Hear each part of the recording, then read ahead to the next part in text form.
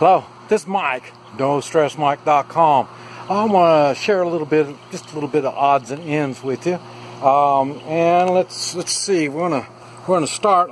Okay, this is the paint I've been using to camouflage my stuff.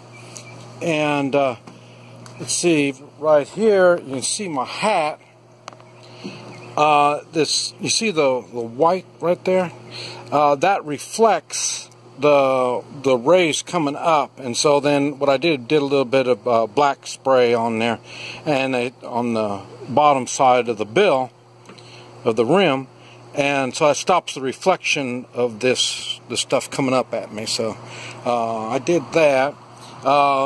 This, I don't remember if I did a video on my helmet, but this is a helmet. It's not a fancy Kevlar helmet, military, but I needed something, some kind of head protection, and these are plastic, but they're really, the design is really good on them. You see, they got plenty of cushioning on there, and I say so it'll work on a lot of stuff, and you're talking like $25. So this is a whole lot better than what, $300, $400 for a helmet. I mean, so that's why I got this. Okay, now a little bit on the lighting. I've been using this. What is it? Cree, and I bought like a dozen of them. They run off of one AA battery. You know, I'm not a battery kind of guy, so this way they're all using the same one battery, one AA battery. So that's what these are. Now this one here is a UV light, and you know, I'm not real big on night vision and any of this kind of stuff. The UV is kind of, like say, kind of dangerous. You don't want to look into it and stuff like that. It's hard on your eyes. So, but anyway, you can see I put a nice big coat of this on there, or not completely coated, but enough where I can tell the difference on it.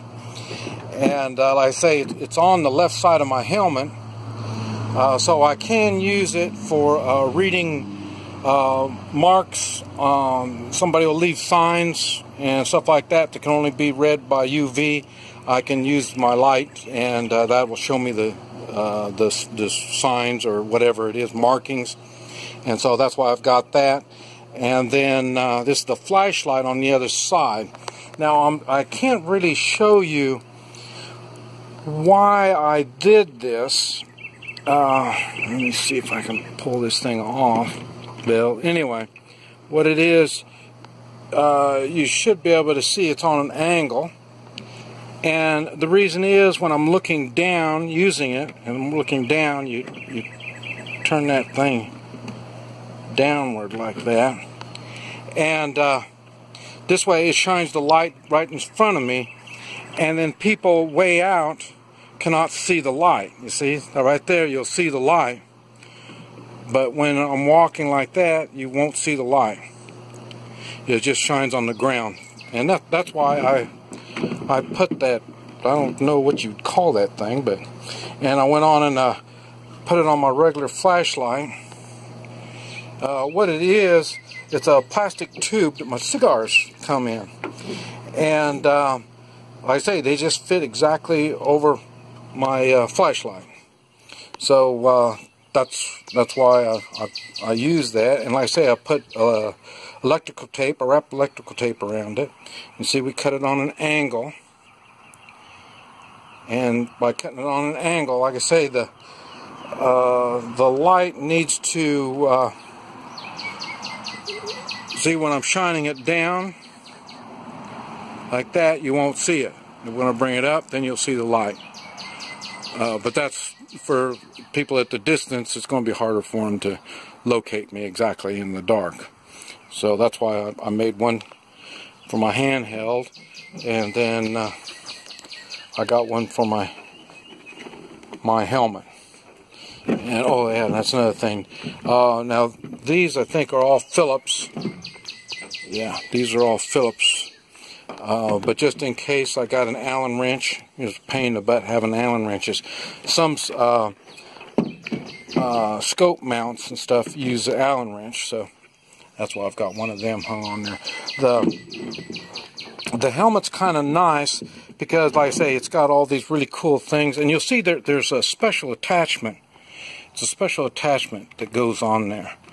And but there's other ones that will slide on and all that, but what makes this really neat is, like I say, it does twist. So that's what's really make that thing's kind of neat. And like I say, they got Velcro so you can stick all kinds of stuff on there. The system itself is really a cool system they have for these helmets. That right there is for another type of night vision. Like I say, it's an airsoft. This is sold as an airsoft piece of equipment. But like I say, it is really good, and it's much better than nothing. And but I'm really satisfied with it. And but like I say, I haven't used it yet. But like I say, I'm getting everything ready. The thing is,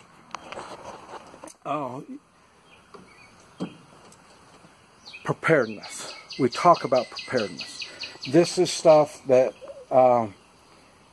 and like I say, it's nice if you can afford and buy all the fancy stuff, but like I say, you need something and then you can upgrade, especially as you understand a piece of equipment becomes more of a priority, then you can upgrade even more on that particular type of stuff. Like I say, like my flashlights, these are cheap flashlights. I don't even remember how much, but like I say, they're I'm too old. I'm not going to be a flashlight kind of guy. I don't go out in the dark. If I am in the dark, I am doing a visual. And like I say, I've got a listening device coming in with what is that, the bowl on it, like that, whatever. I forgot what they're called, but it's got that, and that will give me sound. Because in a three-man militia, the thing is, each person is important. And so we can't lose anybody.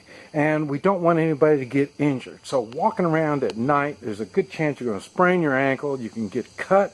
A cut is enough that you could die from it. In a three-man shit at the fan situation, any injury could be a death sentence. And what makes it worse is when you're injured, now others have to take care of you and give you medical stuff. Do we have the medical stuff? Are we going to give the medical stuff to you if you may die anyway? And so you're putting everybody in a bad situation on injuries. So moving around in night is not a good idea. But if you are going to move around at night, you need to fix up stuff that will work. Like I say, one AA battery. And right now, that's the only extra batteries that I carry. Now I've got some stored and being prepared and all that stuff. But I do carry AA batteries. So if something doesn't use a AA battery, it's not going to go with me when I go out. And so, but that's the reason why. And I say even then, I even brought out my flare.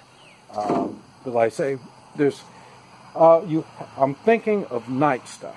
What do you do at night? How do I walk?